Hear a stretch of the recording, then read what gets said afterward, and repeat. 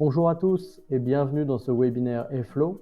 Aujourd'hui, nous allons voir comment utiliser les informations qui sont dans vos enregistrements ou des bases de données internes à votre environnement Airflow pour pouvoir remplir automatiquement des champs dans vos différents formulaires de vos processus. Donc, aujourd'hui, pour présenter cette fonctionnalité, j'ai créé deux enregistrements, deux bases de données internes à Airflow qui sont les produits, donc avec des informations sur le nom du produit, la taille, l'ID, le prix, etc. Et également dedans l'information du fournisseur, comme vous pouvez le voir. Et ce fournisseur est également un enregistrement dans Airflow, donc une base de données interne, où on va retrouver donc les informations du fournisseur, le nom de l'entreprise, le contact, l'adresse, l'email et le numéro de téléphone. Donc, si vous connaissez déjà la fonctionnalité du champ de type enregistrement dans Airflow, vous savez que par exemple dans vos formulaires, vous pouvez sélectionner l'un de vos produits qui sont enregistrés dans votre base de données interne. Donc ici, par exemple, pour cela, on utilise ce qu'on appelle la représentation textuelle. Donc ici, c'est le nom du produit. Ça veut dire que quand vous êtes dans votre formulaire, vous pouvez sélectionner uniquement ce nom-là. Donc, parmi vos produits, vous pouvez sélectionner l'écran 27 pouces, le casque gamer, etc. Mais vous ne pouvez pas remplir ou choisir les autres informations qui sont liées au produit, comme l'ID, le fournisseur, les dimensions, etc. Et c'est justement ça qu'on va voir aujourd'hui. Donc, pour cela, j'ai créé un processus qui s'appelle demande d'achat, qui va, dans ce processus, montrer un peu toutes les choses qu'on peut faire avec cette nouvelle fonctionnalité. Donc, c'est un processus très simple où un demandeur va remplir une demande d'achat. Ensuite, ça va aller chez les acheteurs qui vont devoir, en fonction du produit sélectionné, choisir un fournisseur pour pouvoir faire la demande d'achat. Et ensuite, un email sera envoyé justement à l'entreprise qui sera le fournisseur pour pouvoir demander si le produit est en stock. Voilà, quelque chose de très simple. Donc, maintenant, on va rentrer un peu plus en détail dans le processus. Donc, dans remplir la demande d'achat, j'ai créé un champ de type enregistrement qui va reprendre donc les informations du produit. Donc, ici, je vais pouvoir choisir le nom du produit. Très bien. Donc là, si je clique ici, on va pouvoir retrouver les différents noms. Okay. Et l'objectif ici, c'est que quand je sélectionne le produit, je veux que le système remplisse automatiquement ces informations qui correspondent finalement aux informations du produit. Très bien. Donc c'est ce que j'ai fait. On verra ensuite avec un exemple comment ça se passe. Ensuite, je veux mettre, quand la tâche est terminée, on va aller directement pour les acheteurs sur la sélection de fournisseurs. Mais en amont, j'aimerais que le système automatiquement puisse me donner des informations concernant ce fournisseur. Donc pour cela, on va utiliser une tâche de type script, c'est-à-dire une tâche qui va travailler dans l'ombre, on va dire, entre guillemets, sans que ça soit visible par les utilisateurs Airflow. Et donc, dans la partie de fournisseur, du choix de fournisseur, donc ici on retrouve la demande d'achat avec les informations qu'on a vues précédemment. Et ici, je veux que le système remplisse automatiquement donc, le nom de l'entreprise, l'adresse, finalement les informations qui sont ici, correspondant au fournisseur qui est associé au produit qui a été sélectionné. Très bien. Et je veux faire quelque chose d'un peu plus subtil après, c'est-à-dire ajouter la possibilité aux acheteurs qui regardent les informations du fournisseur de changer de fournisseur. Donc pour cela, on va mettre un champ de type logique, on va demander si on doit changer le fournisseur. Et si on clique sur oui, je veux que ce champ fournisseur soit visible. Donc on a mis une règle de visibilité très simple. Très bien. Et je veux qu'il soit visible pour pouvoir choisir un autre fournisseur. Donc ici, comme vous pouvez le voir, j'ai mis fournisseur et donc on va aller chercher l'information du fournisseur ici, qui doit être le nom de l'entreprise. Très bien. Et qu'est-ce que je veux faire là-dessus? Ce que je veux faire, c'est que quand je change de fournisseur ici et que je clique sur ce bouton pour valider le changement, je veux que ça change les informations ici. Donc, on n'a plus le produit finalement qui est associé sur le fournisseur en défaut, mais qu'on puisse en choisir un autre. Donc voilà, c'est l'objectif. Et après, ici, on a l'email et je veux que cet email soit utilisé pour envoyer un email au fournisseur demandant les informations du produit pour savoir s'il est en stock. Et ici, comme vous pouvez le voir, on verra après, on va être capable de récupérer non seulement le nom du produit, mais aussi toutes les informations du produit qui se retrouvent ici. Donc, avant de rentrer en détail sur comment on fait cette configuration, on va faire un élément de travail de test. Donc ici, première étape, je dois choisir mon produit. Comme vous pouvez le voir ici, je ne peux pas ajouter à la main les informations. Donc on va prendre voilà, le premier produit qui vient. Et à partir de ce moment-là, vous voyez, le système est capable de récupérer toutes les informations. Super. Donc maintenant, on va aller sur suivant. Et donc là, on va avoir la tâche de script qui va travailler automatiquement toute seule pour me donner les informations du fournisseur. Donc, si je reviens sur mon produit, donc casque gamer, donc il est là. Donc, le fournisseur, c'est Capara. Et du coup, si je vais dans le fournisseur, Capara. Et il a été capable de me donner toutes les informations sur ce fournisseur. Très bien. Donc maintenant, on se dit que pour raison X ou Y, on veut changer de fournisseur pour l'achat de ce produit. Donc, je vais cliquer ici sur changer de fournisseur. J'ai le champ qui apparaît. Et là, je vais en choisir un autre.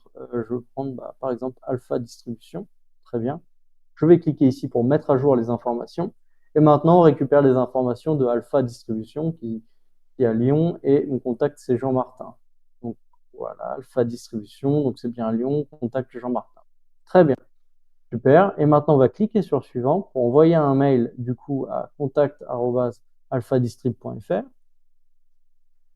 Bon, comme ça, l'email va être envoyé directement sur ma boîte mail, mais comme vous pouvez le voir, on récupère bien si c'était en production pour le mail contact@alphadistrib.fr. Super. Et là, ce qui est intéressant, c'est qu'on va retrouver toutes les informations du produit. Super. Donc voilà, sans utilisation d'API ou de web service, on a été capable, grâce à cette fonctionnalité native de Airflow, de récupérer donc les informations non seulement du produit, mais en plus des informations des fois du fournisseur qui est associé au produit. Donc si vous comprenez bien la logique, on va être capable non seulement de récupérer les informations d'un enregistrement, d'une base de données interne liée à la représentation textuelle qu'on a choisie, mais en plus de cela, on va être capable également, grâce au lien qui est fait entre deux tables, finalement, de récupérer aussi les autres informations du fournisseur dans notre cas. Très bien.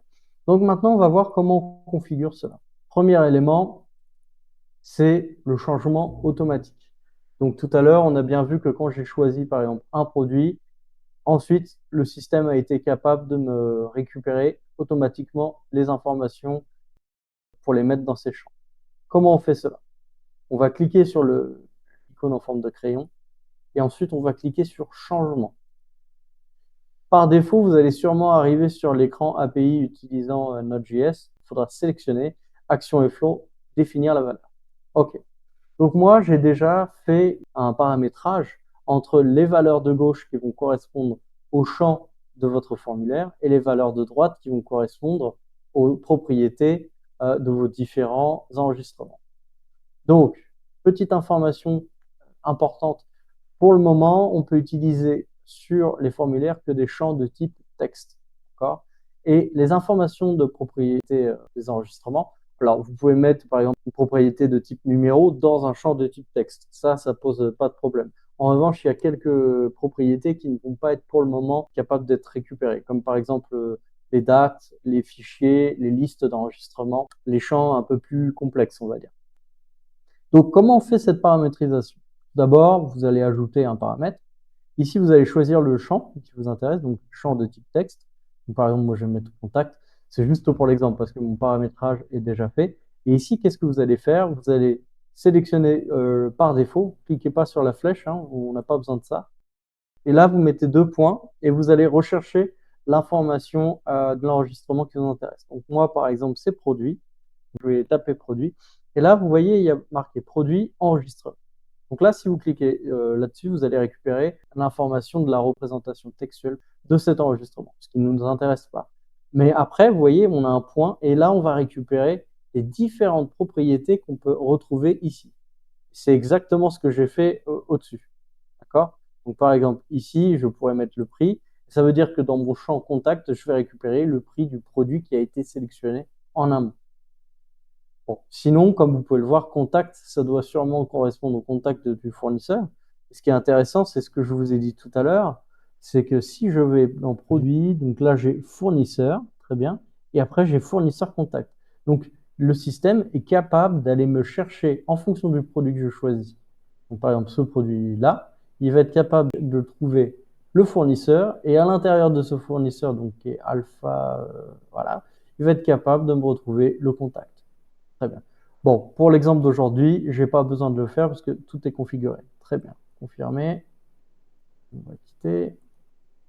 Ensuite, on peut faire une tâche de script, ce qui est très utile dans notre cas si on ne veut pas, par exemple, que le demandeur puisse voir plein d'informations sur le fournisseur et que ça se concerne uniquement les acheteurs. Donc, pour la tâche de script, on sélectionne une tâche de script.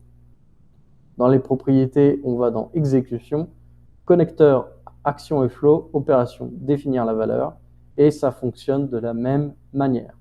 Sur la partie gauche, les champs de votre formulaire de processus que vous souhaitez remplir, et à droite, les propriétés. Notez que dans notre cas, comme on veut des informations du fournisseur liées par rapport à un produit sélectionné, on va d'abord mettre produit, chercher le fournisseur, et ensuite l'information qui nous intéresse. Moi, je vous conseille, pour plus de facilité, de reprendre les mêmes noms entre les propriétés de vos enregistrements et de vos champs pour vous simplifier la vie et surtout simplifier la maintenance entre les différents analystes de processus qui vont devoir travailler sur l'édition de vos formulaires, etc. Ensuite, pour la sélection du fournisseur, on a vu tout à l'heure qu'on avait un bouton qui permettait de mettre à jour justement les informations. Alors, pour ceux qui ne savent pas mettre un bouton, donc je vais créer une nouvelle version juste pour vous montrer comment on fait. Parce qu'avec une version qui est déjà automatisée et publiée, je ne vais pas pouvoir le faire. Donc ici, pour créer un bouton, c'est très simple. Vous allez dans n'importe quel espace vide de votre formulaire et vous cliquez sur ce bouton, la roue crantée. Voilà, très simple. Donc là maintenant, je vais revenir sur ma version précédente qui était publiée.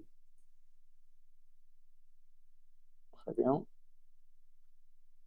Donc ici, une fois que vous avez créé votre bouton, cliquez sur le crayon. Donc là, vous pouvez mettre un libellé qui va être inscrit ici. Vous pouvez mettre une icône qui va apparaître également là. Et dans Action, ce qui est important, c'est de choisir Action et Flow, définir la valeur. Et ensuite, dans Paramètres, vous faites la même chose. Je pense que là, vous avez compris à ce niveau de la vidéo. Donc, côté gauche, les champs de vos formulaires de processus. Côté droit, propriété de l'enregistrement concerné. Donc ici, comme vous pouvez le voir, le produit ne nous intéresse plus, puisque là, on veut juste adapter les informations du fournisseur. Donc là, on va aller directement chercher les informations dans l'enregistrement du fournisseur, un point et la propriété qui nous intéresse. Très bien. Et le dernier élément, c'est l'email. Donc ce qui est important de savoir dans l'email, c'est que, comme vous le savez, on peut mettre du contenu dynamique en mettant 2 points et en cherchant le nom du champ qui nous intéresse, qui a été utilisé par exemple dans un de nos formulaires. Mais ici, ce qui est intéressant, c'est que si je tape produit, comme vous pouvez le voir, on a le produit et après on a un point et les informations qui correspondent aux propriétés du produit. Donc ça veut dire que si jamais dans votre formulaire, dans votre processus, vous n'avez pas besoin de faire tout ce qu'on a vu avant, c'est-à-dire juste sélectionner un produit, d'accord, sans mettre le détail. Mais par contre, dans un email, vous avez besoin de mettre un peu plus de détails. Vous avez la possibilité, en faisant cela, produit, point, et là, vous sélectionnez les propriétés qui vous intéressent. Comme j'ai fait ici, et comme on a vu dans l'email de tout à l'heure, qui permettait de me donner toutes les informations du produit. Donc comme ça vous permet de récupérer toutes les informations du produit qui a été sélectionné, sans, par exemple, avoir eu besoin de donner plus de détails dans vos formules. Voilà. C'est tout ce que je voulais vous montrer aujourd'hui. Donc, sachez qu'il y a une documentation sur notre base de connaissances qui va vous permettre de voir tout ce que j'ai dit un peu en détail avec des exemples un peu plus simples sur comment configurer ces différents éléments. Ce qui est très important pour vous de savoir, c'est que jusqu'avant, on avait la solution des API, des services web pour contourner cette fonctionnalité. Donc maintenant, vous avez une fonctionnalité native au produit qui ne nécessite aucune connaissance technique pour pouvoir effectuer tout ce qu'on vient de voir aujourd'hui. J'espère que vous avez appris beaucoup de choses aujourd'hui sur cette vidéo. N'hésitez pas à suivre notre page de webinaire et à souscrire à notre chaîne YouTube pour avoir plus d'informations et de vidéos sur les différentes fonctionnalités de Airflow. Je vous dis à très bientôt. Au revoir.